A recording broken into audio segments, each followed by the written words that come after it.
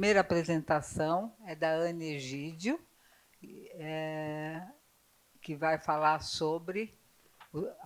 O tema é a moldura do Brasil, aquarela brasileira ou o samba do crioulo doido. Né? E a Ive Semiguen vai falar sobre a transgeracionalidade e o eixo... Não, a transgeneridade, desculpa. Transgeneridade e o eixo ético-existencial.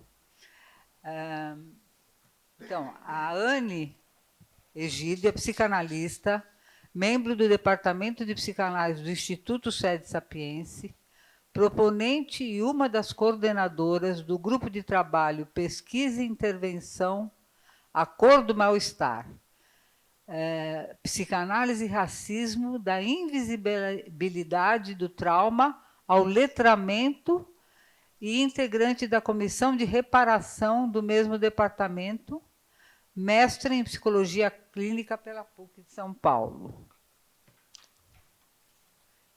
Ive Semiguen Freitas de Souza de Carvalho, psicanalista, doutor em Psicologia Clínica pelo Instituto de Psicologia da USP, pesquisadora do LIPSIC, integrante de Generidades e aspirante a membro do Instituto Sede Sapiense.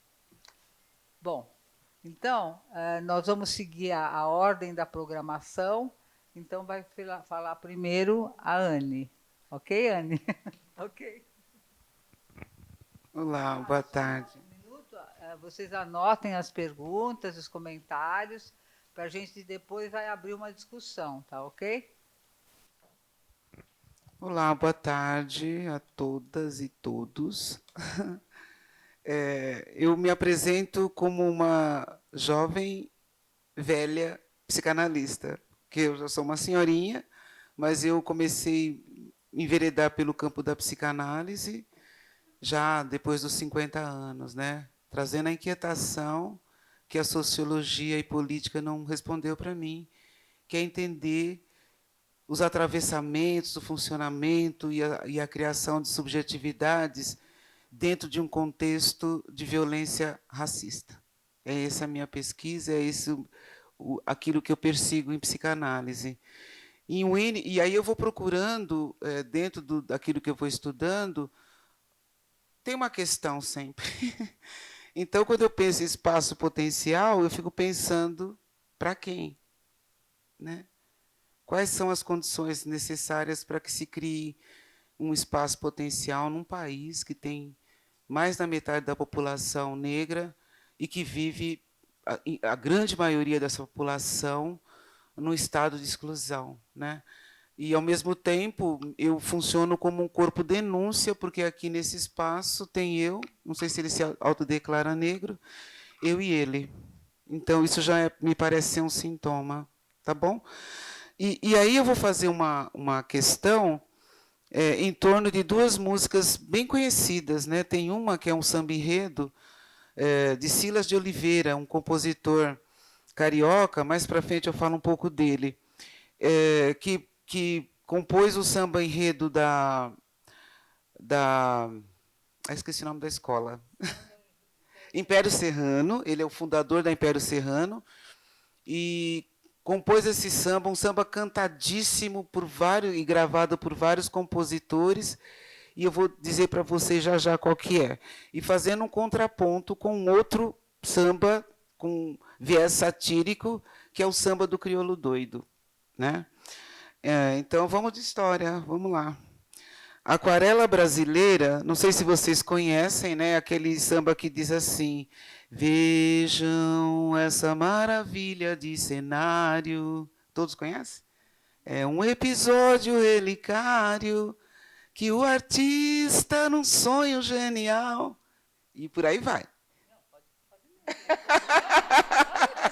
continua, tá indo bem. Todos conhecem a letra? Senão eu leio a letra para vocês tomarem... Tá bom. Que um artista, num sonho genial, escolheu para este carnaval. E o asfalto, como passarela, será a tela do Brasil em forma de aquarela. Passeando pelas cercanias do Amazonas, conheci vastos seringais, no Pará, a ilha de Marajó e a velha cabana do Timbó. Caminhando ainda um pouco mais, deparei com lindos coqueirais.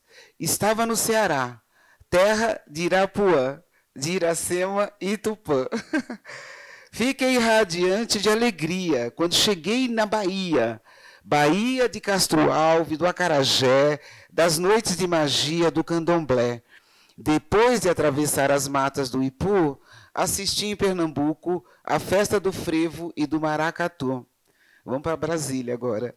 Brasília tem o seu destaque na arte, na beleza e arquitetura. Feitiço de garoa pela serra, São Paulo engrandece a nossa terra. Do leste por todo o centro-oeste, tudo é belo e tem lindo matiz. E o rio dos sambas e batucadas, dos malandros e mulatas, de requebros febris. Brasil, essas nossas verdes matas, cachoeiras e cascatas de colorido sutil.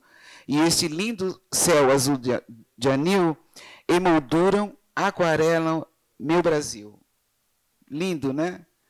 Não tem pessoas aqui, né? Não sei se vocês perceberam, não tem gente aqui na letra do samba, só tem arquitetura, paisagem, né? E os requebros da mulata, né? Aí aparece a mulata, né? A única pessoa que aparece aqui é a mulata nos seus requebros febris, né? Enfim. Mas, então, esse samba, composto por Silas de Oliveira, ele é de 1964. Tem até essa exaltação a Brasília, que era bem recente, né? A capital do Brasil. E ele compôs para a escola de samba Império Serrano, e esse mesmo samba enredo, ele apresenta em 1964, a escola não é campeã, ela é reeditada e apresentada em 2004, a escola também não é campeã, porque esse samba Aquarela Brasileira é uma homenagem à Aquarela do Brasil de Ari Barroso.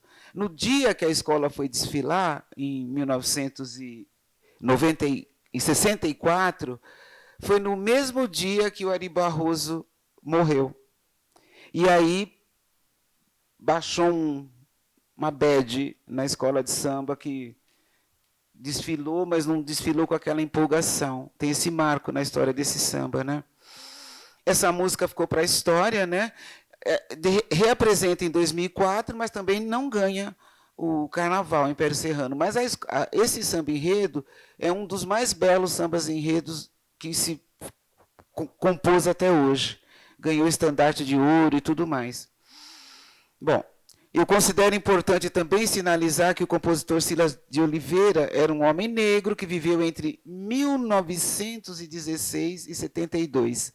Ele estava muito colado com a abolição da escravatura. Acho que 28 anos, eu fiz um cálculo, mas eu não anotei aqui. 28 anos o separava de 1888.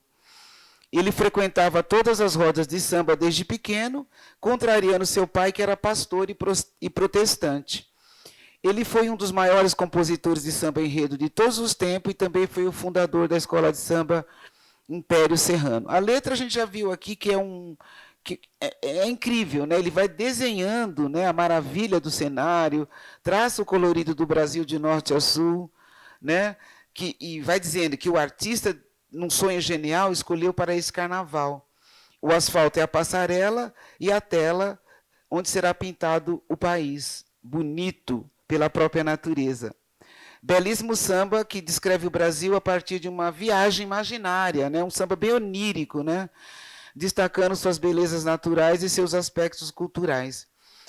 Exalta a geografia do Brasil, exalta os monumentos arquitetônicos e a diversidade cultural do Brasil. Então, só para marcar, o samba não fala de pessoas, mas aparece a mulata com seus requebros febris, por alguma razão que a gente pode pensar coletivamente. De fato, o Brasil é toda essa maravilha. No entanto, o que pretendo destacar ou trazer para uma reflexão, eu acho até que mais uma provocação do que uma reflexão. Qual seria a moldura do Brasil de fato, né? Essa aquarela maravilhosa?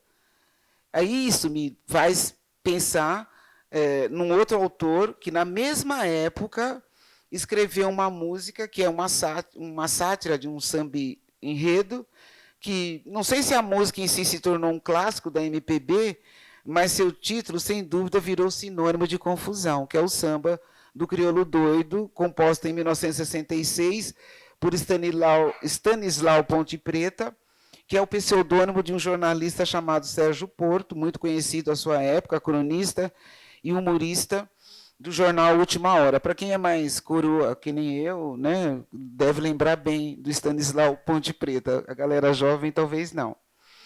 E essa música foi feita, composta por um quadro de um show chamado Pusey Cats. Inclusive, os originais do samba, que ficava, num primeiro momento, cantando, depois quem apresentava a música no show eram o quarteto em si, posteriormente. Né? Ah, sim, vou ler a letra para vocês. A música começa com uma voz assim, off, né? Fazendo alguns comentários, que diz assim: este é o samba do crioulo doido, a história de um compositor que durante muitos anos obedeceu ao regulamento e só fez samba sobre a história do Brasil. E tome de inconfidência, abolição, proclamação, Chica da Silva e o coitado do crioulo tendo que aprender tudo isto para o enredo da escola. Essa é a voz em off. Até que no ano passado escolheram um tema complicado, a atual conjuntura. Aí o crioulo endoidou de vez. E o samba sai da seguinte maneira. Quer dizer, a atual conjuntura que o Stanislau está falando aqui é de um período pré-AI-5. Né? E tinha mesmo essa regra de que as escolas de samba só poderiam falar de questões nacionais. Né? E a letra diz o seguinte: foi em Diamantina onde nasceu o JK. Vocês conhecem a música? Quer que eu canto um pouquinho? Eu vou querer cover artístico no final. Hein? Foi em Diamantina onde nasceu JK, que a princesa Leopoldina resolveu se casar. Mas Chica da Silva tinha outros pretendentes e obrigou a princesa a se casar com Tiradentes. Laia, laia, laia, o bode que deu vou te contar. Aí vai, Joaquim José, que também é da Silva Xavier, queria ser dono do mundo e elegeu Pedro II. Das estradas de Minas seguiu para São Paulo e falou com Chieta. O vigário dos índios aliou-se ao Dom Pedro, acabou com a falseta. Da união deles dois ficou resolvida a questão e foi proclamada a escravidão. E aí repete, e aí ele vai falar: assim se conta essa história, que é dos dois a maior glória. A Leopoldina virou trem, e Dom Pedro é uma estação também. Aí tem outro refrão. O trem está atrasado, já passou. Então é uma crítica, é uma sátira. E essa música, eu ouço até hoje as pessoas falam, é um samba do crioulo doido. Isso me incomoda muito, muito. Porque o Stanislau, quando ele faz essa sátira, num tempo em que não se havia espaço para que a negritude se posicionasse, pudesse ter voz e entender que aquilo era violento, correu solto e virou um sinônimo. Todo mundo fala, é igual quilombo na Argentina. Não sei como é que os argentinos lidam com isso, mas me incomoda muito ouvir eles falar, foi um quilombo, é um quilombo, o tempo todo. E o quilombo que se criou aqui, algo análogo àquilo que os argentinos chamam de quilombo, é o samba do crioulo doido, que vocês devem ter ouvido inúmeras vezes.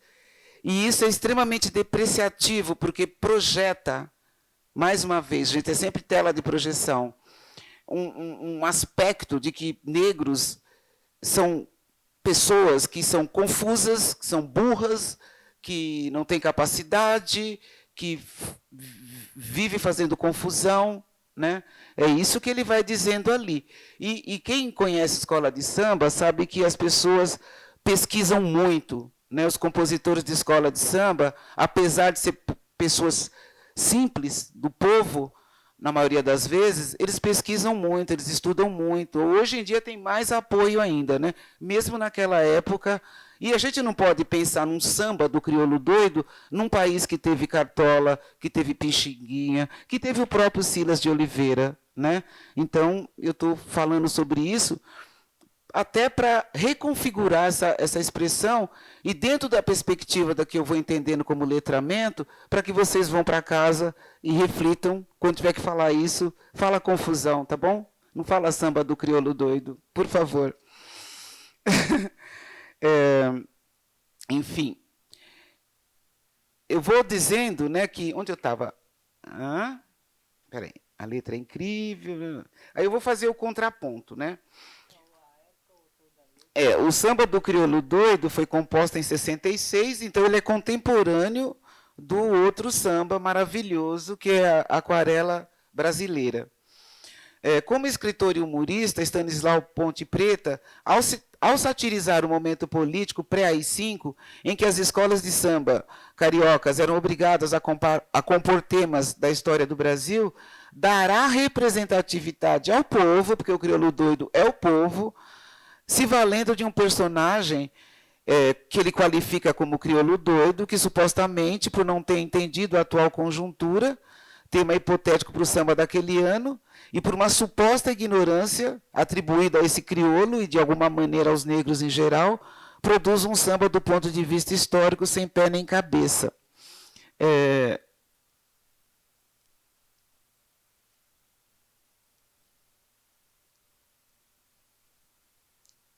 Então, eu fico muito inquieta, né, porque ele vai falando, eu entendo que ele está falando do povo, né, quando ele está falando o crioulo doido. E tem mais uma questão que vem junto com essa expressão crioulo doido, que quando você pensa em loucura, quando você vê documentários sobre loucura, quando você está num espaço em que você lida com a loucura, a maioria das pessoas que estão lá são pessoas negras, assim como encarceradas, né? E não é casual, né? Então, a estrutura racista do Brasil adoece a população negra e pode nos levar à loucura. Então, essa brincadeira com o crioulo doido é bem violenta, né? Atinge várias camadas, né? Esse satírico samba se popularizou nos anos de 1970 e seu título se encalacrou na nossa cultura como sinônimo de confusão. À época, o autor da letra, um homem branco, intelectual e, portanto, autorizadíssimo, produziu uma canção debochada que hoje pode e deve ser entendida como racismo recreativo. Bom, o que eu vou pensando, né, que tem eu vou falar um pouco de enquadre mais lá no fundo, né?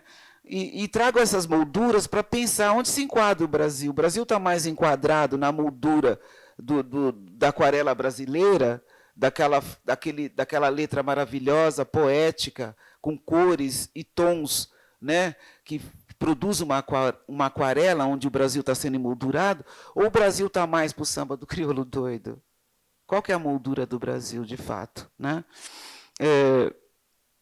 Então, existe em algum lugar o Brasil emoldurado em aquarela brasileira, de Silas de Oliveira, mas existe também o impredizível de um Brasil localizado no bojo dessa sátira, que até hoje, mesmo que a gente não conheça o contexto, quem nasceu ontem já entende isso como sinônimo de confusão. Esse impredizível parece não apontar para um ambiente suficientemente bom, em razão desta oscilação destes Brasis que se apresentam na letra da música. Então, pensando em espaço potencial, como é que se cria para crianças negras, mestiças, indígenas, né?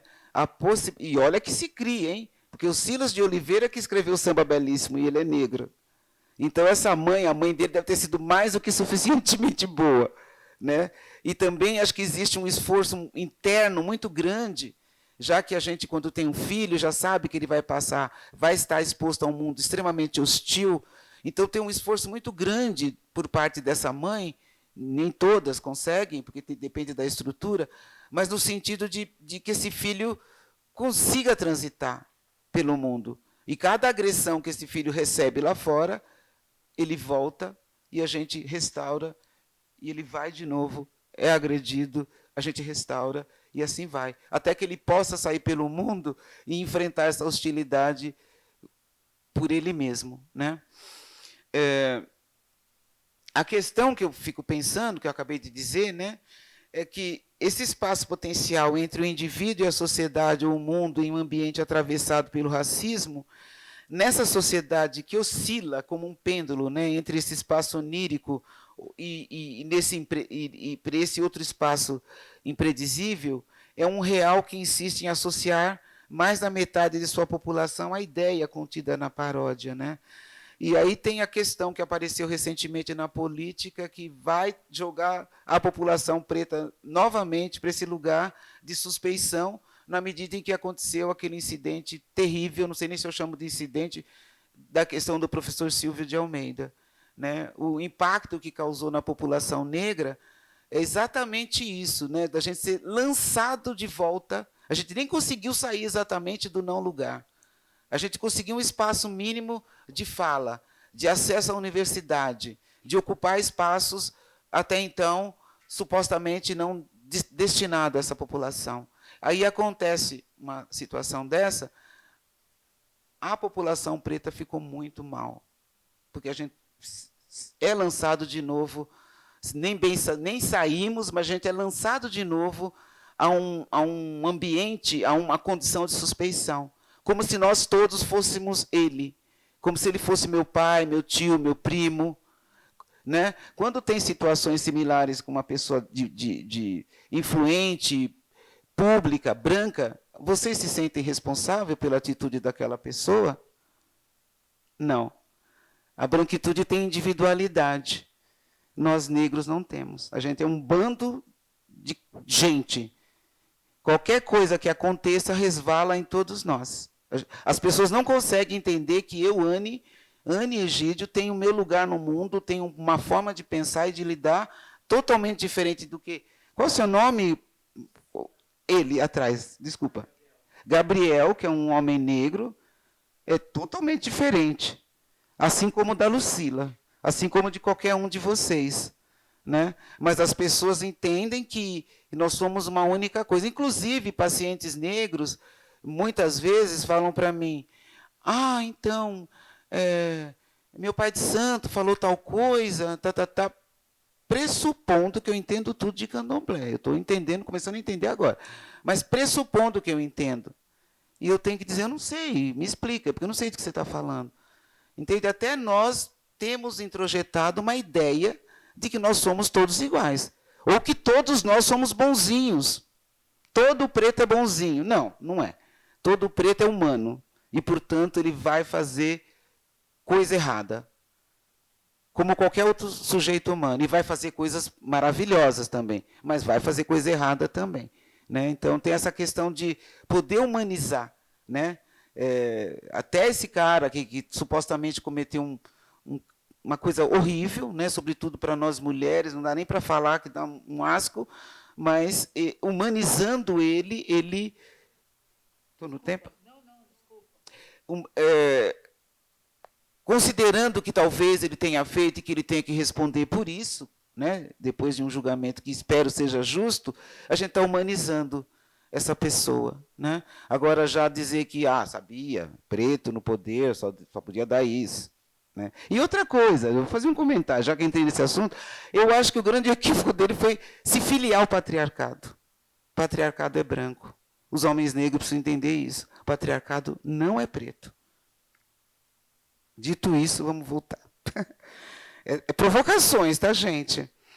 O Winnicott considera vamos falar um pouco de espaço potencial, né? Ele considera que o espaço potencial entre o bebê e a mãe, entre a criança e a família, entre o indivíduo e a sociedade ou o mundo, dependem de experiências que levem à confiança. De vez que nesta clínica proposta pelo psicanalista inglês, serão os fenômenos psíquicos das primeiras experiências do sujeito enquanto bebê e seu ambiente familiar que estarão no centro e que permitirá ou não a existência de um espaço possível, caracterizado pelo autor como suficientemente bom, para desenvolver ferramentas e habilidades que serão instrumentalizadas no decorrer da sua vida. Só que o ambiente suficientemente bom não se restringe somente ao lar, né?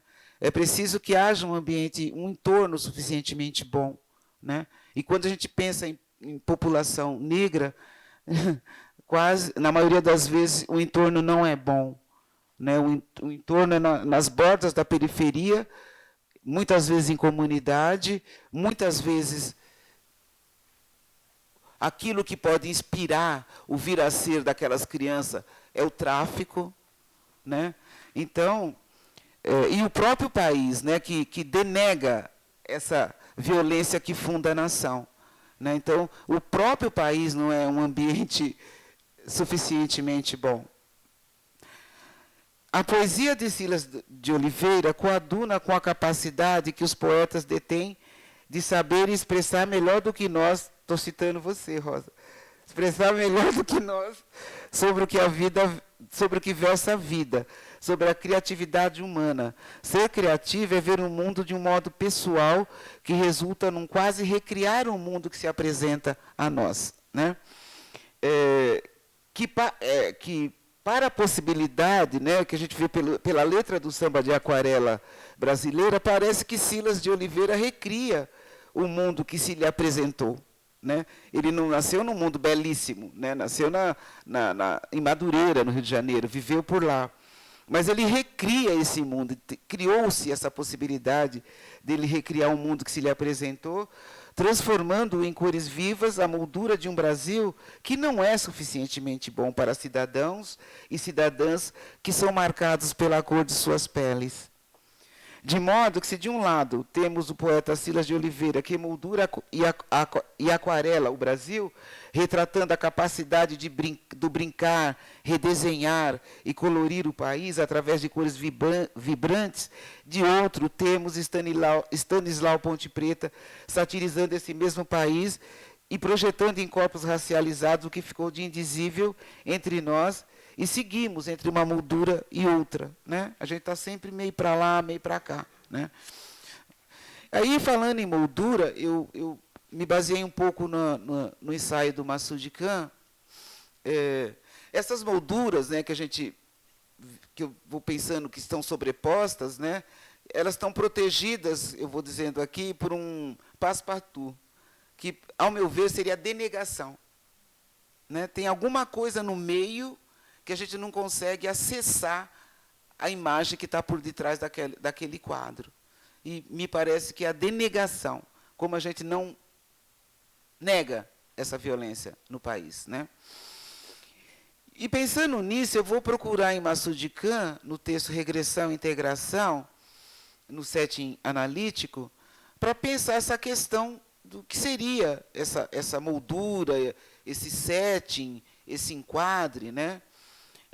Então, eu vou pensando através do Massoud Khan, no contexto de setting analítico, e ele cita Milner para dizer frame, né? E o que é o frame, né? Para nós, em bom português, é moldura, mas no dizer de Lélia Gonzalez, né?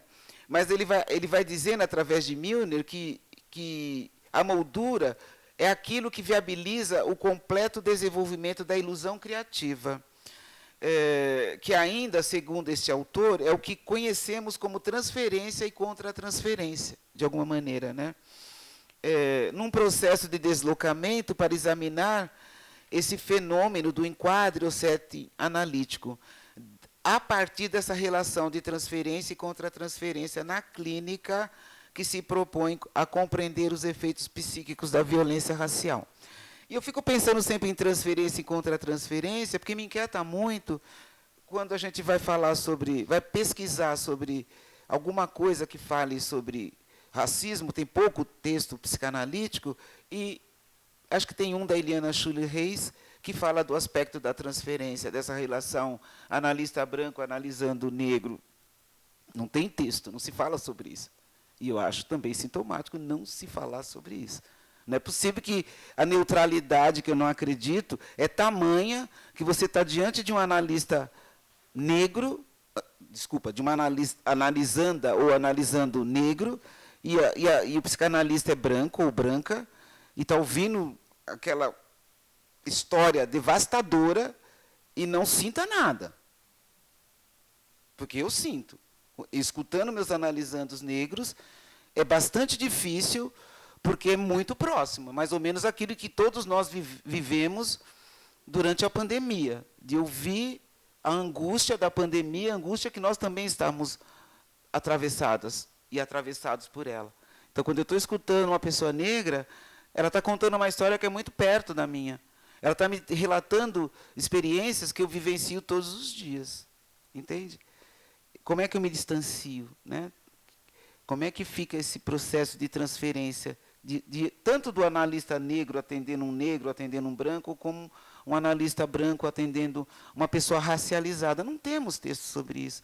Eu acho isso um sintoma gravíssimo de adoecimento, inclusive da psicanálise. Então, seguindo com o Massoud Khan, quando ele vai discorrendo sobre os aspectos da regressão e integração no setting, ele vai dissertar sobre a importância dessa moldura, né, nesses quadros pintados, eu já li isso aqui, eu acho, onde ele considera que a moldura delimita o tipo de realidade diferente que está dentro dela da que está fora. E, contudo, uma moldura especial, temporal, delimita o tipo de realidade especial de uma sessão psicanalítica. E que a existência dessa moldura em psicanálise é que torna possível o desenvolvimento da ilusão criativa, ou seja, a transferência. Então, nessa relação clínica, onde você trabalha essa questão, né, onde você atende pessoas racializadas, fica uma questão aí para pensar sobre a transferência. Como é que se dá isso? Acho que nós poderíamos enriquecer muito o nosso trabalho quando houver esses relatos. Fica uma outra denegação no espaço clínico, né? O que a Milner chama de frame, o Massoud Khan chama de setting analítico, e aqui eu vou apresentar como um enquadre para poder pensar no meta-enquadre, né? Blair parte de uma definição de Winnicott para setting como sendo a soma dos detalhes da técnica e propõe que seja adotado o termo situação psicanalítico para a totalidade dos fenômenos incluídos na relação terapêutica entre analista e paciente. Ele considera também que a situação compreende fenômenos que constituem um processo, que é o que estudamos, analisamos, interpretamos, porém, inclui também um enquadre, isto é, um não processo, no sentido de que são as invariáveis que formam a moldura dentro do qual se dá o processo. Ou seja, o enquadre a gente só percebe quando ele é invadido por questões, né? A gente percebe quando, embora tem questões ali que já está dada, né? Como onde localiza o nosso consultório, como que ele está decorado, isso aí já vai também, já são variáveis que vão aparecendo no setting, né? Mas se tiver tudo bem, tem um não processo, ele está estabilizado, né? 10 minutos, deixa eu correr aqui. Então, eu achei que eu ia falar em 15, estou falando mais do que... Tá bom.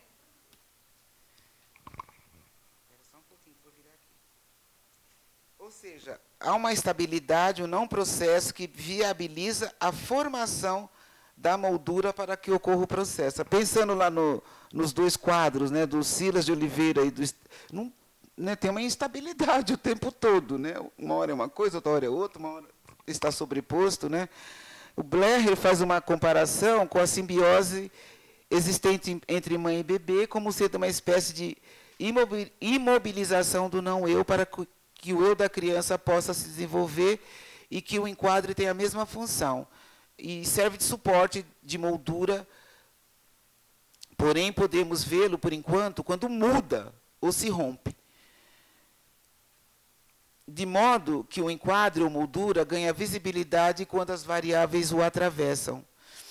Notamos um diálogo, né, entre Winnicott, Blecher e Massoud Khan, nessa concepção do que seria o setting analítico, e para Blecher é a psicanálise do enquadre. Bom, aí vamos pensar um pouco, ampliar o que a gente está falando de molduras do Brasil, vamos pensar de forma mais abrangente acerca desses conceitos, moldura, frame, setting, analítico e enquadre. Especificamente este último, e acho oportuno trazer a contribuição do René Caes para pensar uma dimensão maior deste enquadre, que pouco tem sido levado em conta, ao meu ver, na psicanálise brasileira, no contexto que ora estou apresentando.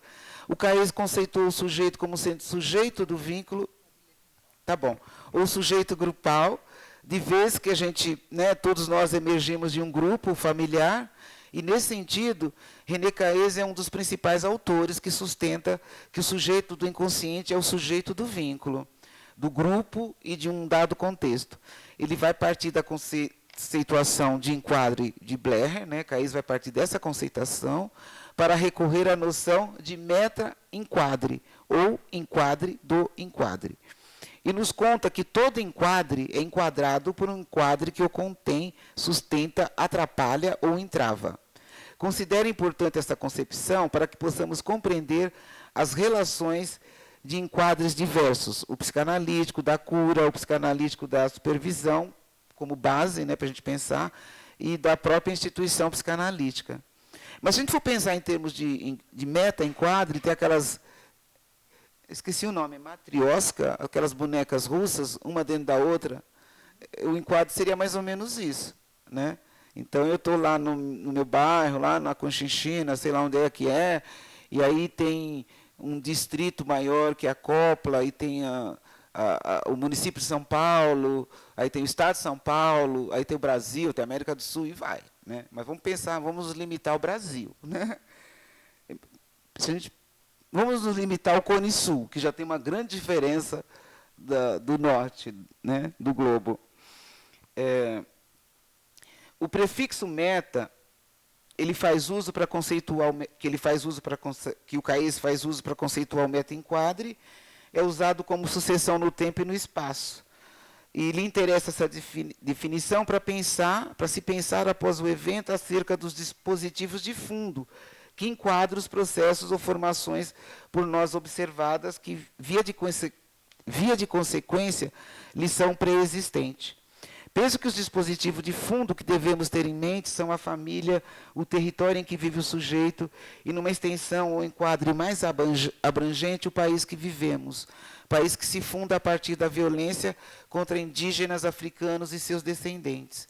E se considerarmos o ambiente de forma bem mais ampla, tangenciamos o conceito de meta-enquadre. E ao desconsiderarmos as molduras do Brasil, que através do mito da democracia racial encobre a trágica história de sua fundação, somos cúmplices, ao meu ver, da manutenção de uma sociedade ou mundo que impede que crianças, sobretudo as crianças racializadas, possam vivenciar experiências que levem à confiança, elemento necessário para a criatividade. O Winnicott centra-se na vivência de um ambiente familiar suficientemente bom, e para que o ambiente familiar seja suficientemente bom, é fundamental que o entorno também o seja, de modo a permitir que se possa experimentar diversas fases do processo de amadurecimento do sujeito, desde uma dependência completa para a independência, mudando o olhar para as dinâmicas de confiabilidade, afeto e criatividade, concebidas no ambiente familiar, que por sua vez vão ser internalizadas enquanto mecanismo que atuam e são recuperados no decorrer de sua vida em um limiar de saúde. E falando em saúde, eu trago Neuza Santos Souza, que vai dizendo também que a família é o lugar primeiro onde a ação constituinte do ideal do ego se desenrola. E aí, é aí onde se cuida de arar o caminho a ser percorrido antes mesmo que o negro, ainda não sujeito, a não ser do desejo do outro, construa seu projeto de chegar lá. E, de certo modo, tal contexto suscitará angústias nos primórdios dessa relação dual, mãe e bebê, que poderá se desenvolver ao longo desse cuidado a esse ser, né, que vem também pautado num desamparo, mas tem um desamparo maior, que é essa violência do Estado, da sociedade contra essa população.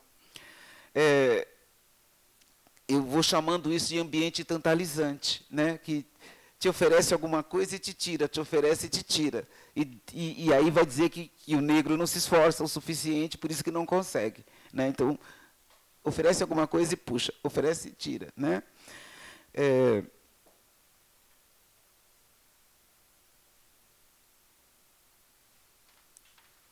Bom, aí eu vou dizer para vocês que tem uma autora que trabalha muito essa questão, que é a Eliana Costa, que é uma mulher negra também.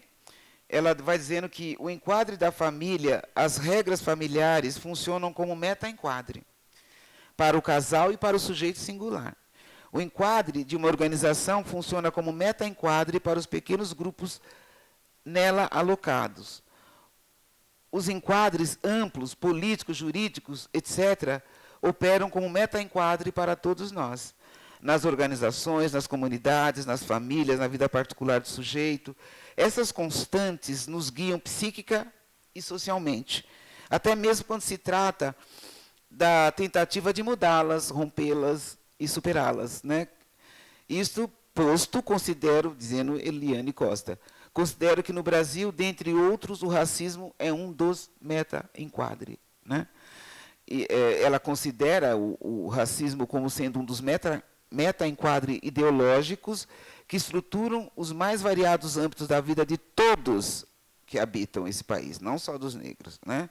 Como fica a possibilidade de se criar a ilusão criativa, né? Se ambos os cenários, o maravilhoso e o aterrorizante, sobretudo este último, seguir sendo denegado.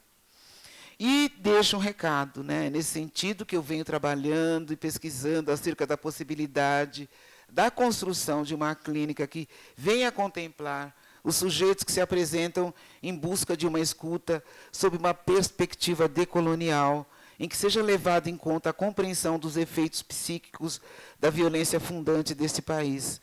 A nós, psicanalistas, negros e brancos, fica a tarefa de nos atentarmos aos processos de transferência e contra-transferência nas nossas clínicas e nos espaços em que nós circulamos, que ainda apresentam uma grande dificuldade de lidar com essa temática, de vez que a cultura brasileira é soterrada por camadas da colonização e da escravatura, de uma espessura tão grande que cobrem nosso tecido social até os dias de hoje, de certo modo, estruturando esse racismo à brasileira, sendo esta a moldura, o frame, o set analítico, o enquadre e o meta-enquadre que eu considero necessário que seja composto no pensar e no fazer psicanalítico no Brasil. Muito obrigada.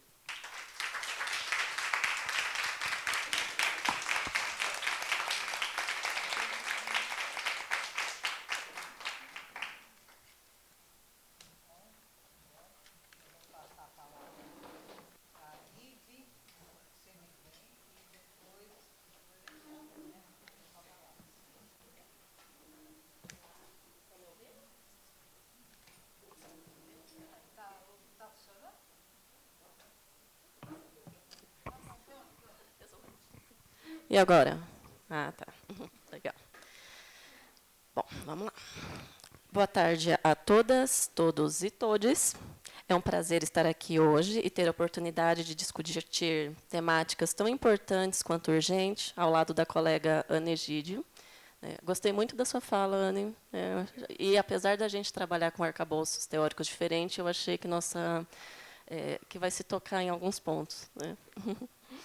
Bom, o que eu vou apresentar aqui hoje é uma parte da minha tese de doutorado que eu defendi no ano passado na USP, intitulada O Enigma Plural do Gênero, na qual eu pesquisei a pluralidade de gênero a partir da teoria da sedução generalizada do Jean Laplanche. Nessa teoria, eu encontrei ideias muito potentes para refletir sobre a questão do gênero, e eu vou compartilhar alguma delas com vocês agora. Eu estruturei essa fala em 3 partes. A primeira é esse preâmbulo teórico, na qual eu pretendo apresentar algumas ideias do autor, que permite pensar em aberturas. E eu vou abordar isso através dos 3 eixos tradutivos do eu. Na segunda parte, eu gostaria de problematizar a recusa do reconhecimento e a chave sintomática e perversa dos nossos códigos mitos-simbólicos cis-heteronormativos, e os riscos desses atravessamentos deles em nossa teoria e prática clínica. E, por fim, eu quero compartilhar uma vinheta clínica de uma situação que eu vivi no consultório, para que a gente possa refletir juntos aqui, o que implicaria uma forma de reconhecimento não subjugada a esse modelo sintomático e perverso. Tá bom? Vamos lá. Se eu estiver falando muito rápido, vocês dão um grito. Primeira parte, dos eixos tradutivos. Então, como eu mencionei, a teoria laplanchiana ela oferece ideias muito interessantes para refletir o gênero, permitindo trabalhar aberturas no campo. E parte disso se deve à maneira como Laplanche entende o eu. Assim como a pulsão, o eu ele não está dado de saída para o Laplanche. Ele se constitui a partir do outro, mas a partir do outro, a partir da alteridade. Então, a grosso modo, a formulação laplanchiana concebe o eu como fruto de um recalcamento originário, resultante de um processo de tradução. Nesse mesmo processo, acontece um corte, e aí se funda a tópica psíquica. Quando tem um recalcamento, de um lado, o que a criança conseguir traduzir vai formar o seu eu, seu pré-consciente e consciente, e na outra, e o resto, o fracasso de tradução, os restos, significante e dessignificado, vão fundar o seu inconsciente, que ele chama o seu sexual pulsional, é a sexualidade da forma que Freud coloca ali, o polimórfico perverso. Isso acontece em um movimento só. Nessa teoria, o eu se sustenta a partir do que podemos chamar de 3 eixos tradutivos, 3 grandes pilares que se entrelaçam. E, à medida que eles se misturam, não tem prioridade de um sobre o outro. Eu vou falar eixo 1, 2, 3, mas eles são juntos, isso é só didático. Não é que primeiro venha um, depois venha outro. As traduções dessas correntes elas podem se sintonizar em alguns momentos, elas podem se desencontrar e renovar o potencial traumático uma da outra. Então, o fato assim, é que o eu ele precisa se autocentrar. Para o Laplanche, ele fala, não é um mistério como que a criança se abre para o mundo. Porque a criança está aberta, ela está passiva, está recebendo aquelas mensagens enigmáticas do outro. A questão para ele é como a criança se fecha, como que ela vai sair desse movimento descentrado e vai começando a fazer paredes para si. Como que ela vai conseguir uma estabilidade mínima. E, nessa teoria, ela precisa construir algo que diz respeito à forma, ao conteúdo e ao sentido ontológico existencial. Então, o primeiro eixo que o autor teorizou foi o eixo tradutivo das mensagens do corpo. Nos primeiros tempos de vida, os adultos eles realizariam um processo de sedução em relação ao bebê. Não é uma sedução perversa, é uma sedução fundamental, que está naquele contexto humano, assim, que ele chama de situação antropológica fundamental. Essa ideia é interessante porque aqui ele já começa a destronar um pouco o Édipo. Para o Laplanche, o Édipo não é universal. Para o Laplanche, o que é universal, o que é antropológico, o que vai se repetir em todas as culturas, é que sempre vai ter um adulto, já constituído, que já tem um inconsciente, já tem uma tópica, e na outra ponta vai ter uma criança passiva em estado de abertura. Pode ser um adulto, um adolescente, enfim, o que for, mas tem alguém já constituído topicamente ali. Isso se repetiria, essa assimetria nas nossas origens.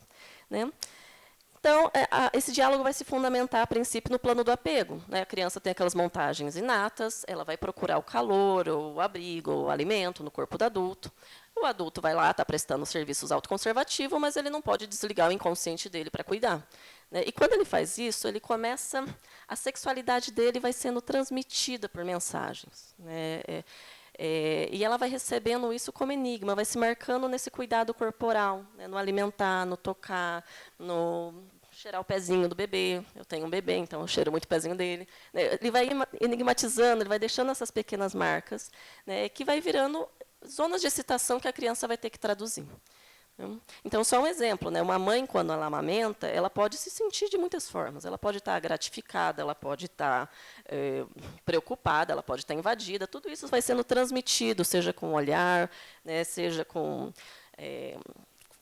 com toques. Né? A criança vai recebendo isso. E essas excitações, ela vai ter que dar conta de uma tradução narcísica recalcante. Né? Esse primeiro eixo corresponde, então, a essa constituição subjetiva da forma, uma simbolização unificante que visa integrar o corpo fragmentado da criança.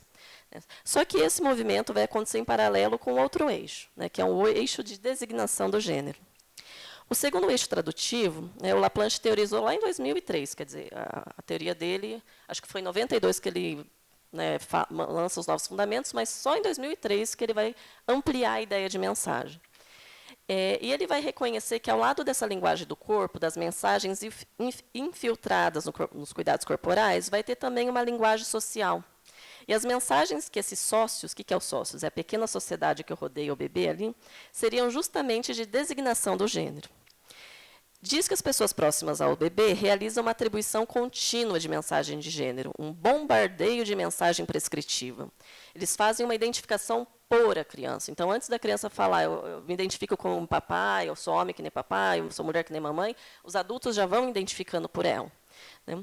Só que, novamente, o inconsciente está aí. Né? Esse processo ele não está só impregnado aí pelos desejos, expectativa, né? O chá revelação, aquela coisa super brega, né? Que faz ali para a criança. Ele está também cheio dos ruídos polimórfico perverso. Né? Então, quando um homem ali chega lá para o filho, né, para o rebento, e fala, você é um menino, ele está falando o que ele conseguiu teorizar sobre o que é um ser menino, mas ele também está passando todas as dúvidas, tudo aquilo que ele não sabe, porque ninguém sabe exatamente o que é ser um homem, o que é ser uma mulher. E esses ruídos chegam.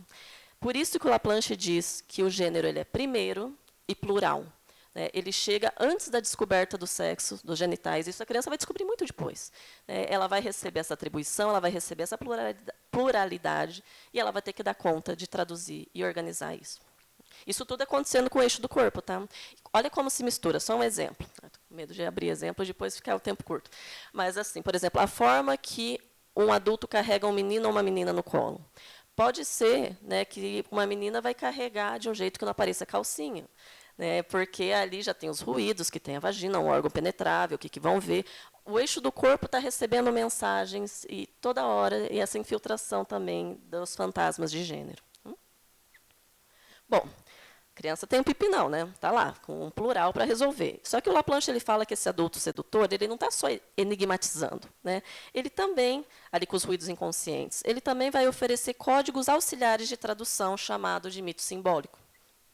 Ele oferece um conteúdo e uma gramática. Ele dá uma bagunça, mas ele também dá um instrumentinho ali, né, e fala, está aqui, traduza com essa normativa, com esse código. O que seria esse mito simbólico? São essas estruturas que a cultura e os sócios propõem ao bebê com o objetivo de dar conta da pluralidade. O que o Laplanche entende? O Édipo, a castração, as teorias sexuais infantis, elas fariam parte dessa língua de tradução. Né? Ela serve para traduzir, recalcar o inconsciente, o enigmático do gênero. Para o Laplanche, o Édipo ele não está parte lá do inconsciente recalcado. Né? Ele fala isso, se enumera de uma só vez, sonho, xistes, ato falho e o complexo de Édipo. Né? O Édipo ele faz parte, ele está na cultura, ele faz parte do código recalcador, ele já é extremamente estruturado. No inconsciente recalcado tem lá fragmento de significante de significado, coisa que não conseguiu se ligar numa narrativa. Né? Então, vamos lá. E aí o Laplanche é muito legal quando ele fala isso, porque daí ele destrona de vez o Édipo. Né? Ele fala, um código, é muito importante, mas não é o único. Né? Ele faz essa crítica. Como ele está na cultura, ele não é fixo nem universal. Né? Ele faz duras críticas à psicanálise por tentar impor um único mito falocêntrico como norma da sexualidade. Considerou isso um uso abusivo do Édipo. Para ele, e aí ele faz essa deixa, né? Em vez de nos restringirmos aos mitos etnográficos da Grécia Antiga, né, a gente deveria estar pesquisando as formações e os roteiros que cumprem essa função mito-simbólica hoje em dia aqui no Ocidente. Eu tentei fazer um pouquinho disso lá na minha pesquisa, fica o convite para lerem. E aí o terceiro eixo, que é o que eu quero me enfatizar aqui hoje, né, é o eixo ético-existencial. Na verdade, quem propõe esse eixo é um laplanchiano brasileiro, que é o Luiz Carlos Tarilho. E ele escreveu que, ao lado dessas comunicações, teria essa comunicação ligada à dimensão ontológica relacionada ao reconhecimento do outro como sujeito. Trata-se do sentido que a criança recebe na imaginação e no narcisismo do grupo ao qual pertence. Isso porque a autonomia só pode ser constituída a partir de uma experiência intersubjetiva, de modo que essa relação com o outro, a criança já tenha o direito de formar uma versão autêntica de si. A Sylvia Bleichmann ela já falava sobre isso, na importância do reconhecimento do outro como diferente de mim. O bebê não só como extensão de mim, mas que esse cuidador consiga sustentar um projeto de sujeito para essa criança. Né? Um sujeito que é independente, não é um objeto parcial meu. Isso aqui não é pouca coisa, gente. O que está em jogo aqui é toda a potencialidade tradutiva, simbolizatória da criança. Ela precisa encontrar esse duplo vetor para ligar esse motorzinho. Né? Então, vai ter a mensagem, que vai estar lá implantada, que vai gerar uma excitação, que vai ter um incômodo, que vai demandar uma resposta, mas também precisa de um outro adulto cuidador ali, né? Que aposte, que tenha esse projeto, né? Que ela seja um sujeito capaz de construir um projeto para si singular. Né? Então, de todas as atribuições que essa criança recebe, tem que ter uma também, aí, que é uma atribuição de um lugar de sujeito para ela. Ela tem que ser reconhecida como indivíduo marcado por traços e direito. Né? Agora, o que acontece quando aquela criança ou aquele jovem não utiliza esse código mito-simbólico hegemônico, né, como o roteiro da sexualidade? Qual que é o impacto que esse sujeito sofre em relação a esses três eixos? Quando se organiza, faz uma organização do corpo não pautada nesse código genitalista, e não tem esse reconhecimento, né? O que acontece aí? Né? Muitas vezes, quando o processo de autoteorização não atende ao ideal de semelhança com o progenitor ou com a cultura, acontece um processo violento de recusa do reconhecimento. Tudo bem? Parte 2, vamos lá? Pode ir? Tá.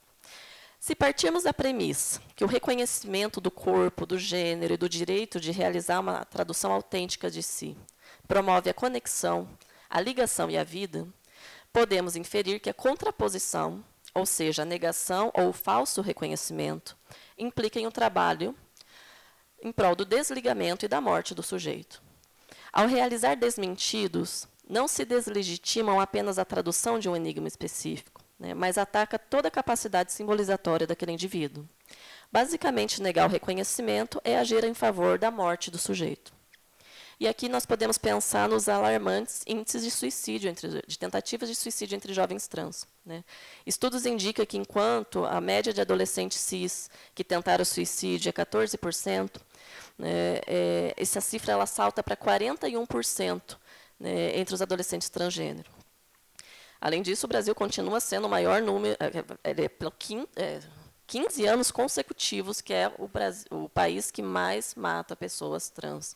Né? E mata, a maioria são vítimas jovens, negras, né, que estão em situação de vulnerabilidade social. Né? E se mata duas vezes essas pessoas. Se matam literalmente assassinando e depois quando enterram com o nome morto dela. Né? Não colocam o nome que ela escolheu, eles colocam o nome do nascimento. Aliás, não são raros, né, os casos dos jovens que, ao se assumirem ali LGBTQIAPN+, né, que eles são expulsos de casa, os pais afirmando, você morreu para mim. Não tem isso, né, de falar, olha, essa parte eu não entendo da tua tradução. Não, é o significante filho que joga fora o bebê e a água do banho, tudo junto. E, de fato, ninguém se sustenta sozinho. É necessário encontrar condições, pessoas, instituições sociais que o legitimem. Nesse sentido, a Butler já enfatizava a capacidade de sobrevivência depende de ser considerado como um corpo que possui importância. Em Vida Precárias, a autora explora como certos corpos, devido às suas marcações como gênero, raça, classe, estão mais vulneráveis a ataques de violência estatal. Ataques que ocorrem através de silenciamento e invisibilização dos corpos por regulamentos morais. Estes definem noções de humanidades que diferenciam o que são considerados mais humanos daqueles que são vistos como menos. Butler mostra como se constrói a abjeção e como se fabricam corpos e sexualidades dissidentes a partir de uma linha de corte estabelecida pela normativa hegemônica. Os corpos que se conformam às normas estabelecidas conseguem se materializar, obter legitimidade, enquanto aqueles que não seguem essa lógica normativa são considerados abjetos, tendo um status quo de sujeito negado. Ou, numa linguagem laplanchiana, a legitimação de um único código mito simbólico falocêntrico estabelece uma linha que transforma as outras formas de simbolização da multiplicidade de gênero e sexualidade em um lugar de resto, impedindo o seu reconhecimento. Daí que as sexualidades dissidentes, né, serem tão rapidamente alocadas no campo da patologia, tomada como algo sintomático ou perverso. E isso não apenas no imaginário social, né, muitas vezes reproduzido pela psicanálise, que pode escorregar em teorias e práticas normatizadoras, né. O Tami Ayush, que acho que ainda está no Brasil, ele denuncia esse modo sintomático e defensivo né, quando ele, no primeiro livro dele, que foi traduzido aqui sobre a homossexualidade, né, ele disseca certos discursos psicanalíticos sobre a homossexualidade. E ele vai encontrando teorizações assim, né, com premissas tipo pessoas presas no pré-genital, fracasso da interiorização da diferença sexual, primitividade, imaturidade psíquica, desvio, né, muitas das teorizações que partem de um literalismo genital como operador simbólico. E, a partir disso, ele problematiza. Duas pessoas do mesmo sexo são necessariamente semelhança e a única diferença entre os sujeitos é o atributo genital? Ele mostra que esse tipo de construção, que diz que o homossexual, ao procurar o mesmo, recusa o outro, seria meramente projetiva, pois são argumentos que operam em defesa das mesmas categorias imutáveis de reprodução a idêntico, falta de renovação, recusa da diferença, ilusão de totalidade, do impuro, tá. E aqui eu destaco duas ideias do importante do Tami, né. Primeiro, é o mecanismo operante de recusa de algo em si, né, e a projeção disso no outro. Se faz uma inversão. Então, os psicanalistas estão falando, vocês estão negando a diferença, né. Isso é uma identificação projetiva, né, como se dissesse isso, vocês negam a diferença porque vocês não usam o método dos iguais, né, é um absurdo, é a mãe que fala, você não pode ensinar o filho que não pode bater batendo, né, uma coisa. E o segundo aspecto é o risco de, ao fazer isso, a nossa prática e teoria acabar operando em um polo sintomático de reiteração das mesmas normas. E essa é uma ideia que se aproxima muito da teoria da sublimação laplanchiana. Né. Para o Laplanche, sublimar é quase sinônimo de metabolizar, é ligar, né, é pulsão sexual ligada. E ele fala que nós estamos o tempo todo nesse movimento de metabolização, né, oscilando entre os dois polos. Né. No polo do sintoma, diz respeito à repetição, à restrição, porque é aquele circuito já marcado pelas pulsões constituída pelo recalcamento. E me parece que a dimensão cis-heteronormativa se estabelece muito mais nesse polo, uma vez que trabalha reforçando as mesmas fronteiras numa tentativa ilusória de estabelecer um movimento de fechamento total. Do outro polo, né, seria a inspiração, um polo que trabalha a favor da abertura, na medida em que se alimenta da alteridade, do enigma ainda preservado do recalcamento. É revisitar aquelas primeiras marcas enigmáticas e fazer uma tradução própria, né. É esse polo que impulsiona a renovação e a criatividade. Lá na minha tese, eu defendi, né, que, em termos de códigos culturais, né, eu não estou falando pessoa cis, pessoa trans, eu estou falando em termos de códigos culturais, né, eu sinto, né, que esses mitos simbólicos plurais, emergentes, que estão aparecendo, né, eles estão muito mais situados sobre o polo da inspiração. E aqui eu acho interessante, né, porque essas traduções novas, LGBTQIAPN+, e que surjam mais letrinhas, né, elas propõem outras narrativas, né, então ela propõe uma outra organização do corpo fora da chave genitalista, né, propõe uma outra narrativa de gênero fora do dualismo binário, né, e também quando vão se unindo enquanto grupos, né, eles vão criando espaço de reconhecimento e validação dessas outras identidades plurais possíveis. Então, é mito simbólico quando vai conseguindo organizar esses eixos do eu, né? Vai funcionando como um código, é uma estrutura que auxilia na tradução. Vamos lá, gente. Bom, e a gente está vivendo esse movimento cultural em que os jovens, especialmente na adolescência, né, esse período privilegiado de reabertura do enigmático, estão tendo acesso a esses novos códigos simbolizadores mais diversificados, né, via internet, né, que possibilitam uma reorganização nesses 3 eixos mais plurais. Isso contrasta, né, com o roteiro hétero-cis-falocêntrico, que perpetua a repetição do idêntico, que eu acho que opera não só de uma maneira sintomática, como também de uma maneira perversa. E quando eu faço essa afirmação, eu tenho em mente a definição de perversão proposta tanto pela Joyce McDougall quanto pela Sylvia Bleichmann. Ambas defendem uma concepção de perversão que não está ligada à posição do sujeito ante a sexualidade genital ou à castração. Em vez disso, elas concordam que a cena perversa é caracterizada pela dessubjetivação do outro. Isso acontece quando a falta de consideração pelo desejo do outro, a negação da existência desse outro, ao construir uma situação voltada exclusivamente para o prazer do próprio sujeito. Essa perspectiva ela amplia, né, a compreensão da perversão sexual dentro de uma dinâmica relacional e apresenta uma conexão clara com o nosso terceiro eixo, né, que diz respeito ao reconhecimento do outro, ao limite, ao direito dessa autonomia. Por essa definição, nós percebemos mais uma inversão acontecendo. Não seria sexualidades minoritárias e os gêneros plurais que se situam no perverso, mas é a própria estrutura falocêntrica forjada aí pelo código cisnormativo. Afinal, essa estrutura só funciona ao colocar o outro na posição de objeto, promovendo uma dessubjetivação de outras vidas para a reafirmação narcísica de si.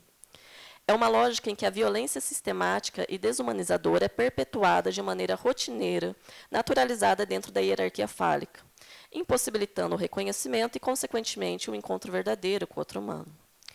E aí, desse contexto, surge a questão, né, gente? Como é possível reconhecer o outro nessa estrutura? O que realmente caracterizaria um processo de reconhecimento? E mais, como esse processo pode se manifestar clinicamente, especialmente no âmbito da transferência? E aqui também. Então, agora eu vou trazer uma vinheta clínica. Né? Tem que parar a gravação. Pode parar a gravação. Hoje está sendo um dia memorável, né? Aqui é uma feliz continuação da mesa da manhã, das mesas da manhã, e principalmente a última mesa que trouxe também essa questão, no caso do indígena, agora do negro, a questão do gênero, como está tendo uma continuidade de questões que nos preocupam, nos perturbam e nos colocam e tiram a gente do lugar, né, para pensar num outro lugar que a gente pode ocupar frente a todas essas questões, né? Eu vou abrir para as perguntas. Eu acho que agora poderia voltar a gravar, né? Agora pode começar a voltar a gravar. E aí peço para que as pessoas falem no microfone para ser gravado, tá?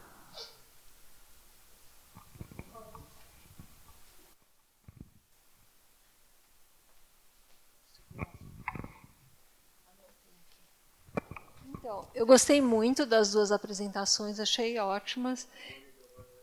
Para lá. Tá.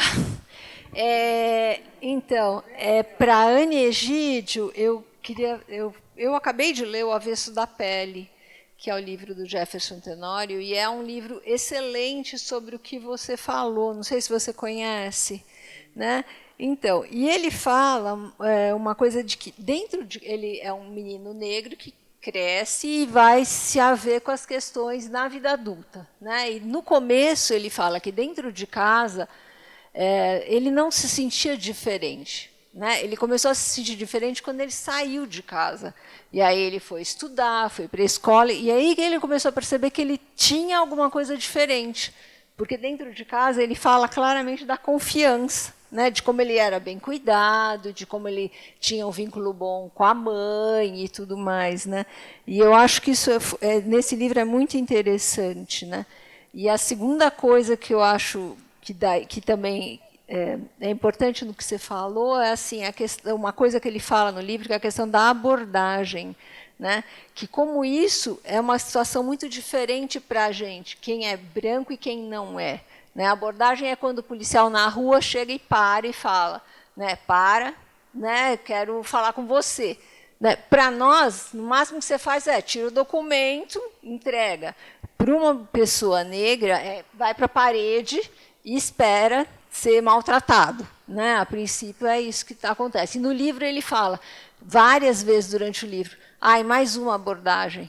Né? E aí ele tem que ir lá e ficar imobilizado e ser, né? Então eu vejo isso, quer dizer, na sua fala dá para ver muito bem essa questão, quer dizer, como é que a gente é abordado, né? Em várias situações da vida, eu pensei, né? Eu achei isso super importante. E a outra coisa, assim, eu atendi uma criança adotada e os pais brancos, ela negra, e ele ficava falou para mim em uma sessão que ele gostava muito de tomar banho.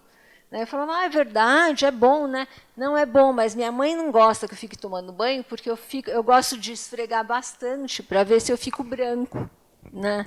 Para ficar mais parecido com os meus pais. Né? Então, eu acho que essa é uma questão do diferente, que eu acho que eu queria até que você comentasse. E com a Ive, é assim, eu participei de um curso e aí tinha uma moça trans, mas assim, eu nem sabia que ela era trans. E a primeira coisa que ela falou para mim, ela falou assim, oi, eu sou uma mulher trans. E aí eu fiquei assim, gente, eu nem conhecia ela. Né? E assim, foi uma situação que me impactou. Acho que da mesma forma que você teve que pensar em você, eu tive que pensar também. Mas é uma questão que assim, foi a primeira coisa que ela falou para mim. Né? E eu fiquei assim, eu não tinha percebido. Foi o que eu falei para ela. Né? Então, é uma coisa também que acho que pesa para a gente.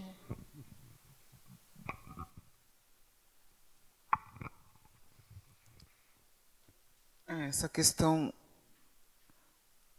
de ser lançado no mundo, de ir ao encontro dos nossos pares, acho que é um momento muito violento para uma criança negra, né? E isso vai acontecendo cada vez mais cedo, né?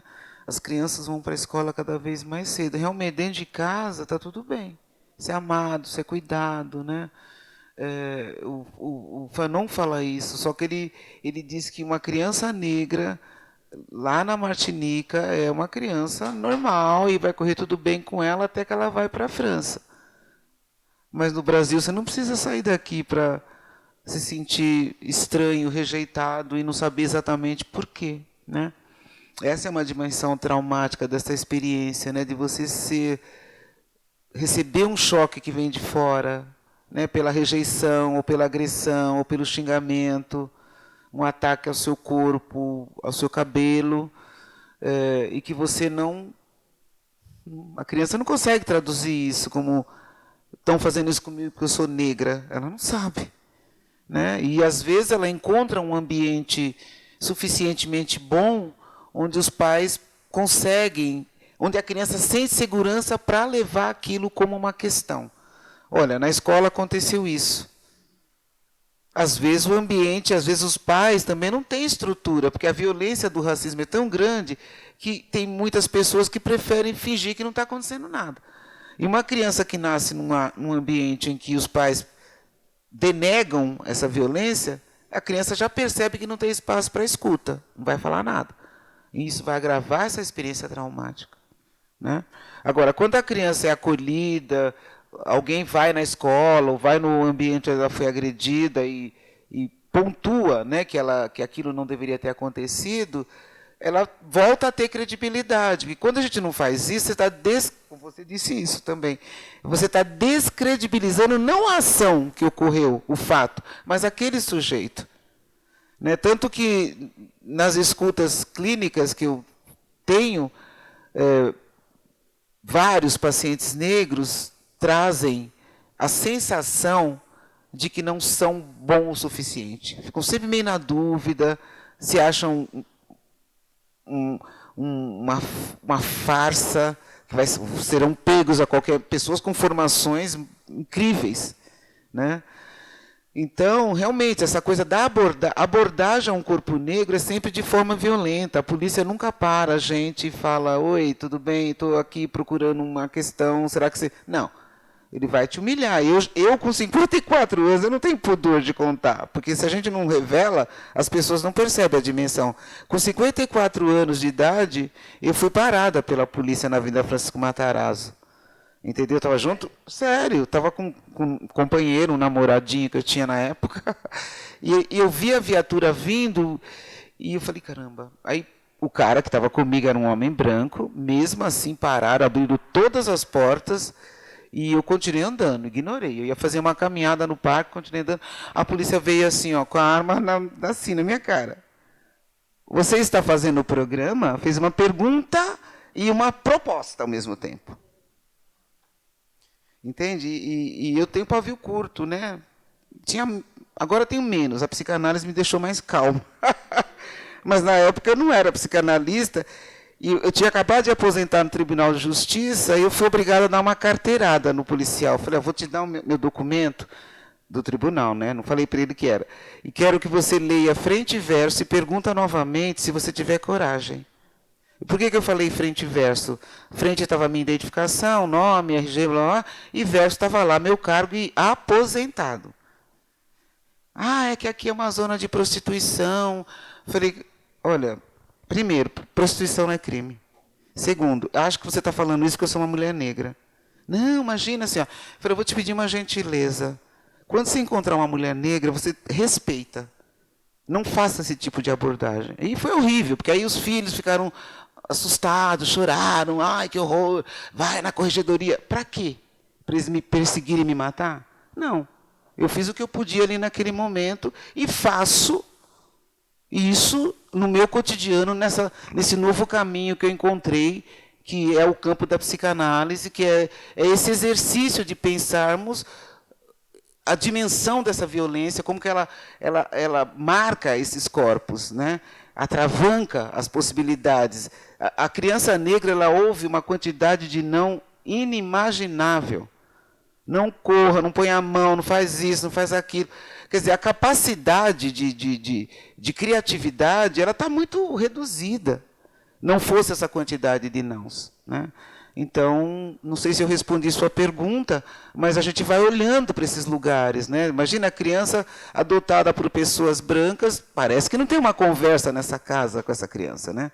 Está faltando alguma coisa aí, né? E esse incômodo, né? Se ela sente vontade de limpar a pele, né? Porque é limpar a ideia, né? É porque o ambiente está sinalizando, como você vai falando da sexuação, né? Que a gente é sinalizado o tempo todo, você tem que ser mulher, né? Ou homem, é sinalizado o tempo todo que você seria melhor se você fosse branco, de alguma forma, né? Então a gente está falando quase que dos mesmos aspectos, né? Obrigada. Oi, eu sou uma mulher trans. Assim, estou tentando pensar, acho que te lançou um grande enigma aí, né? Eu lembro quando eu fui ver a fala, né, era de tentando lembrar o nome dele, perdi. Era um rapaz trans que tinha uma passabilidade enorme. Assim, vocês conhecem esse termo passabilidade, né? Quando faz as modificações, enfim, às vezes cirurgias, e você passa, né, por uma pessoa, um homem cisgênero. E ele também fez questão de abrir a fala enunciando, né, que ele era um homem trans, né, e ele explica, né, que ele fala que apesar daquele corpo, seria uma forma de fazer um apagamento de toda a luta dele, né, de tudo que ele passou para chegar até ali. Eu acho que essa negritude tem uma coisa que coloca ali na lata, ali, né, na algo da pele, a questão da sexualidade não está enunciada ali, a depender do que do quanto de modificação, e talvez não queira passar batido, né? Talvez queira chegar e falar, olha, eu sou uma mulher trans, né? Tem algo que tem que ser enunciado aqui, como é que você se sente, né? E quando você fala, eu não tinha percebido, porque eu entendo, né? Chegou essa questão assim, caiu no meu colo, talvez esteja falando, mas então perceba. Mas então perceba, então vamos sentir, vamos, né, o que sente enquanto é isso? Claro, eu não conheço a pessoa, não sei qual seria o contexto dela, né? Mas eu estou lembrando aqui de um paciente meu, né, que também é um transmasculino, que quando ele começou a fazer, era o sonho dele, né, ter essa passabilidade, né, ter os traços masculinos, e o sonho era chegar no ponto de usar a bermudinha de tactel, né? Então, ele começou a harmonização, ele começou a ganhar barba, mudou a voz, enfim, cortou o cabelo. E quando ele ficou assim, com aquela passabilidade enorme, ele se incomodou profundamente. Profundamente. E ele falou, não é bem isso. Né? Eu sou um trans masculino, né? Eu estou dentro da masculinidade, mas eu sou um homem, um transviado. Eu sou um homem de barba e de batom. Né? E aí ele foi deixando o cabelo crescer, né? Mas ele tem os traços bem marcados, tem os seios, e ele faz questão mesmo de chegar nos lugares e falar, eu quero bugar a cisgeneridade, né, essas normas. Né? Então, alguém que você bate o olho e você não sabe de primeiro falar. Né? Você tem que perguntar o nome, você tem que fazer essa pergunta, né, qual que é teu pronome? Né? E a pessoa vai falar ativamente ali. Isso é interessante também, né? Que você com as características não sabe. Então, ela vai ter que falar algo em nome próprio para você. Né? E ela vai pedir esse respeito a essa tradução, ainda mais quando é uma identidade não binária. Né? Então, vai mostrando isso com o corpo mesmo. Né? Já tenho outros que a coisa da passabilidade é um grande alívio, né? Que está lá, que daí, de repente, vai fazer luta e fica bem aliviado, está lutando lá com pau a pau com homem cis, né? Pau a pau. Né?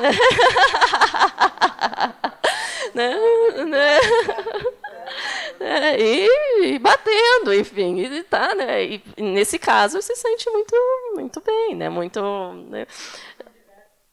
Aí que tá, né? Tem uma potência criativa, né? No modo de constituição aí de cada um que é muito interessante, né? Que tem, claro que nós mulheres cis e os homens trans também tem variações, mas eu sinto que o espectro é maior de variações quando a gente pensa na transgeneridade. Né? Então, o que me ocorreu é isso, não percebeu? Então vamos perceber, né? Vamos, né? Vamos. Oi, Lucila. Por favor, né?